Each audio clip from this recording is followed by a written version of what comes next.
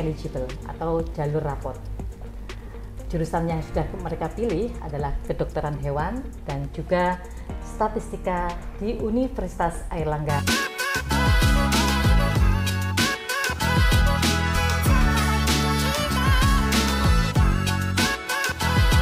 Assalamualaikum warahmatullahi wabarakatuh. Selamat datang di podcast Mandua Mojokerto, tempat ngobrol seru kita bersama orang-orang keren dan inspiratif. Hari ini saya kedatangan dua siswi yang cantik-cantik.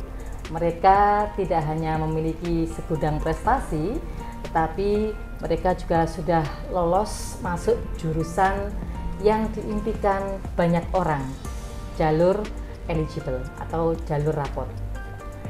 Jurusan yang sudah mereka pilih adalah kedokteran hewan dan juga statistika di Universitas Airlangga Surabaya. Nah, mereka juga hanya pintar, tetapi mereka juga punya semangat yang luar biasa dan cerita perjalanan yang bisa menginspirasi kita semuanya. Yuk kita kenal langsung bersama mereka dan kupas tuntas bagaimana perjuangan mereka sampai di titik ini. Assalamualaikum Mbak Kaisa, Mbak Ulan. Boleh kenalan dan spill sedikit apa kesibukan saat ini? Oke. Perkenalkan semuanya, nama saya Keisha Nurmaulidia Zerkasyafiq, akrabnya dipanggil Keisha, dan saya dari kelas 12 A1.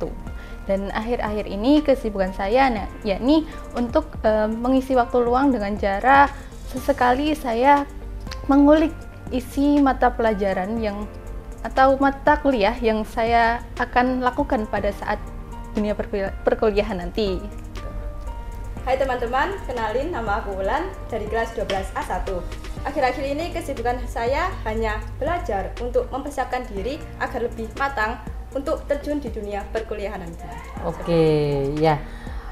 Bisa cerita sedikit tentang perjalanan kalian sampai akhirnya bisa keterima di Unair Surabaya. Oke. Saya cerita sedikit tentang perjalanan saya, dan waktu 3 tahun di sekolah Mandua Mojokerto, saya mendapat banyak sekali ilmu dan wawasan dari guru-guru, dari teman-teman juga gitu. Pelajaran yang bisa diambil juga sangat-sangat banyak gitu. Dan saya mengisi nggak hanya di akademik, tapi saya mengisi waktu luang dengan cara mengikuti organisasi di sekolah saya. Oke, luar biasa. Mbak Ulan, ceritanya kayak apa? Kalau untuk saya, 3 tahun di Mandua Mojokerto ini, saya tidak hanya fokus belajar di bidang akademik, tapi saya juga berusaha untuk menekuni agar bisa terjun di dunia non-akademik seperti menjadi atlet. Oke, ternyata mereka adalah seorang organisatoris dan juga seorang atlet. Nah, seorang organisatoris memilih jurusan kedokteran hewan dan seorang atlet ini memilih jurusan statistik. Iya, ada nggak alasan khususnya? Dari saya sendiri pastinya saya memilih kedokteran hewan karena saya pecinta hewan, umumnya seperti itu ya. Tapi kalau lebih perdalam lagi, di luar sana itu masih banyak sekali kekurangan tenaga medis untuk hewan gitu.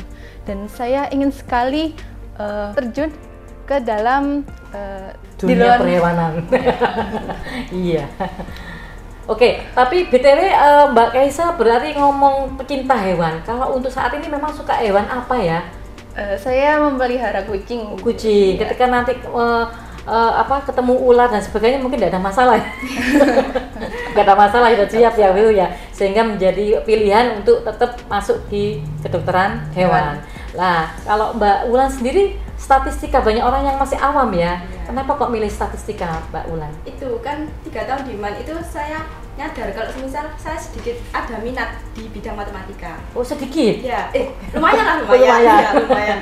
Ada minat di bidang matematika. Akhirnya saya ada keinginan untuk meneruskan minat saya di dunia perkuliahan itu nanti terjun di bidang matematika gitu. Nah, terus pas kampus fair itu kan banyak orang menyarankan untuk saya itu memilih jurusan yang sekiranya sesuai sama minat dan juga prospek kerjanya. Akhirnya saya memilih jurusan statistika yang menurut saya itu prospek kerjanya lumayan fleksibel. Berarti di balik itu mereka sudah mencari-cari ya, menggali bagaimana tantangan prospek kerjanya juga gitu ya, sehingga ini adalah menjadi jurusan-jurusan yang selain diminati orang menjadi impian mereka juga. Jadi sesuai harapan dan doa ya pastinya ya. Nah ngomong soal impian yang sudah tercapai, ini pasti ada yang namanya proses dan perjuangan, betul ya? Nah boleh digambarkan sedikit kira-kira apa sih tantangan terbesar yang kamu hadapi selama ini, terutama ketika mencapai sebuah impianmu? Untuk tantangan terbesar saya sendiri yakni kemalasan, Bu. Karena pelajar itu pasti punya kesibukan untuk membagi waktu dengan belajar atau enggak main gitu biasanya gitu. Jadi itu terbesar ya kemalasan ya. Terus caranya untuk biar nggak malas terus gimana dong? Kalau dari saya sendiri pastinya saya akan memanage waktu dengan cara membuat jadwal, dan semisal pagi itu saya fokus kepada pelajaran, dan adapun sore itu pasti saya sisihkan untuk rehat sejenak seperti kayak bermain handphone gitu. Baru setelah itu rehat, ya. Malamnya saya bisa mengembangkan diri dengan belajar lagi untuk keesokan harinya. Intinya antara waktu bermain dengan waktu belajar itu porsinya lebih banyak belajar gitu ya. Kalau Mbak Ulan sendiri apa tantangan terbesarnya? Itu overthinking sama hasil. Kan kebanyakan anak zaman sekarang itu ketika pengen mencoba sesuatu yang baru itu pasti overthinking, takut sama hasilnya. Nah dulu saya itu juga seperti itu, tipe anak yang suka takut sama hasilnya.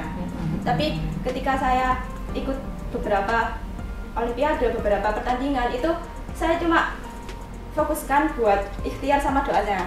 Jadi untuk hasilnya saya serahkan semuanya sama Allah. Nah, berarti jadi intinya sahabat Mandua Mojokerto, kita di sini ada impian, ada hasil, tetapi hasil menjadi bagian yang tidak perlu kita prioritaskan karena proses itu sendiri yang akan menjadikan kita seperti apa ya.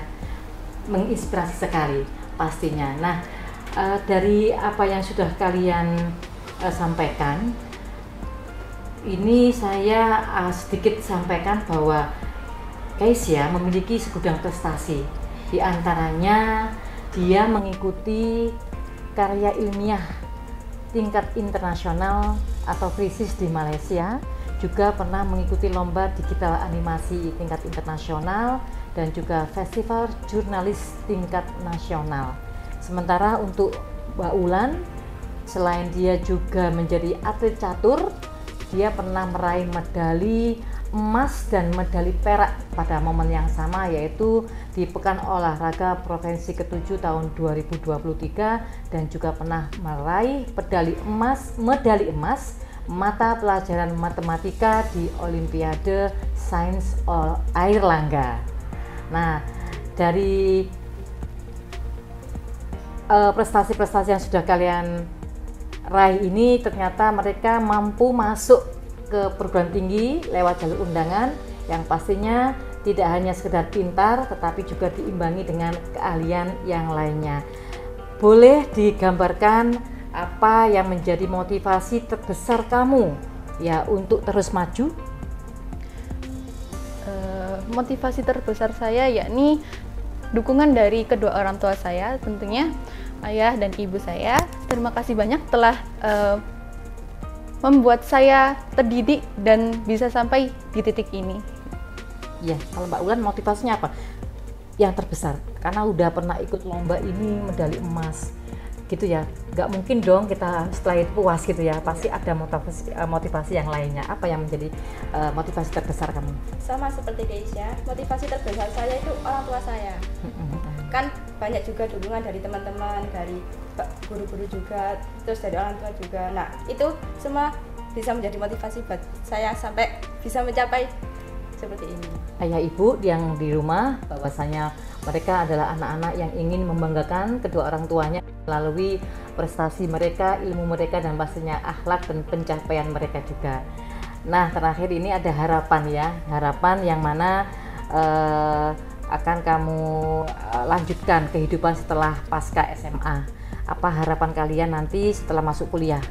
Ya, silakan. Oke, harapan saya setelah lulus dari MAN 2 Mojokerto ini, saya ingin sekali mengembangkan diri saya, dan pastinya saya harus bisa survive ke dalam dunia perkuliahan dan selalu semangat terus untuk mencapai hasil yang maksimal.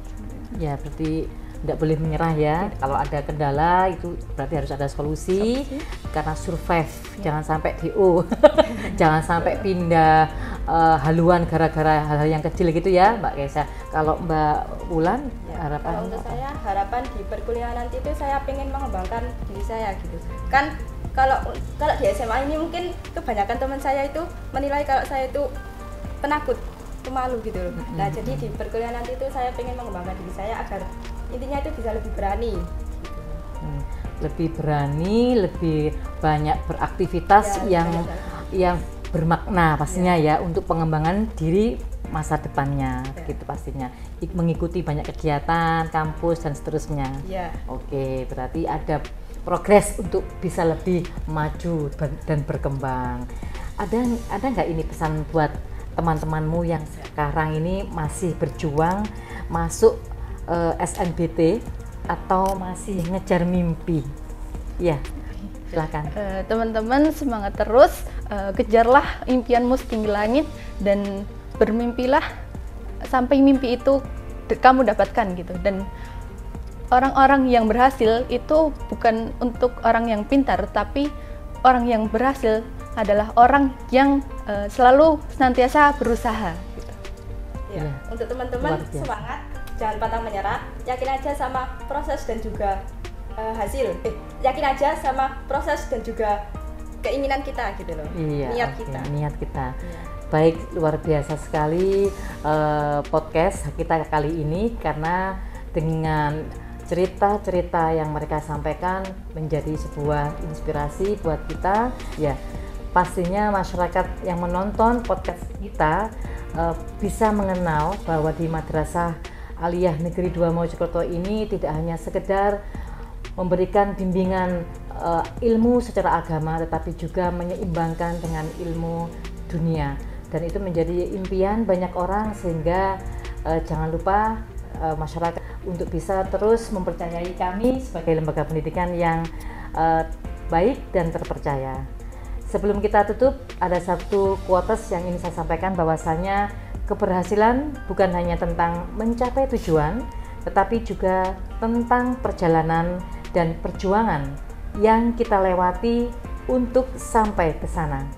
Semoga cerita dari tamu kita hari ini bisa memberi semangat dan inspirasi untuk terus mengejar impian. Boleh kita tutup dengan slogan kita, solid bergerak raih prestasi. Sampai jumpa, solid bergerak raih prestasi. Assalamualaikum.